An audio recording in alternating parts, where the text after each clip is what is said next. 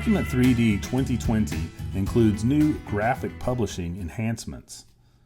These enhancements make it much easier to create the exact illustration that you were looking to create and then publish to the exact sizes that you were trying to publish to. This is very helpful when publishing to raster images or vector graphics because the sizes may vary depending on the content that you have in the 3D view. In this example, you can see that we have created a single illustration here, and we're going to go on to create more illustrations that might need different sizes for the imagery that's produced. The second illustration that is being created here is wider, so we might choose an illustration size of 14 by 10 instead of, I think the first one was 10 by 10. When you create an illustration, you can now choose the size for it. This can also be changed at a later time as illustrations may change. You may decide you want more room to add balloons or callouts and such.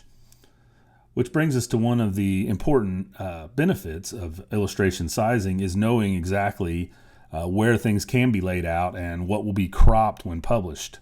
One of the problems of a general size for illustrations is that unexpected cropping may occur on publish, and therefore some of your model or the markups that you have added may not be present after you publish. For the third illustration, you can see that we are using a markup layer and adding balloons to demonstrate how important it is to be able to see where your imagery will be cropped when it is published. Okay, so now we are ready to publish these three illustrations that we have created. So we can go over to the Publish ribbon, and we will choose the first case here. We'll publish to raster graphics. We'll set up for ping files, and we'll use these illustration sizes that we've created instead of a general one. And we're going to use a transparent background. This is a new feature in 2020 as well. You'll notice that the results will be 3 ping files that will be created after we publish. So we'll click Publish Now, choose a folder, and these will publish out to that folder. After publishing, the folder will contain the ping files.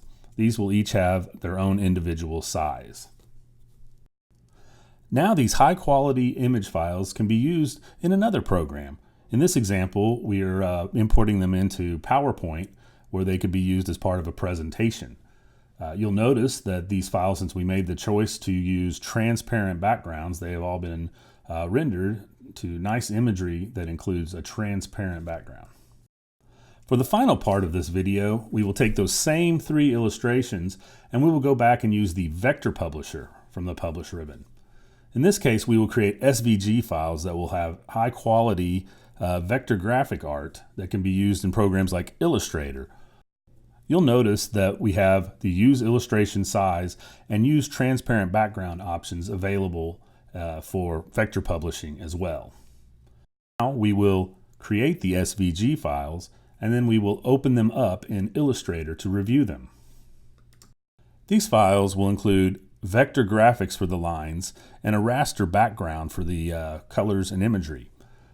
When publishing vector graphics, the background image is optional. In this case, we have included a background image and have selected the transparent background image on this. So you can see here the selection. You click the lines. They're all in a big group when you bring them in. So if you ungroup them, you can get to the individual elements. And in this case, we will go and delete the background image so that you can see the lines more clearly. Thank you for taking the time to learn more about Document3D's new raster and vector publishing enhancements.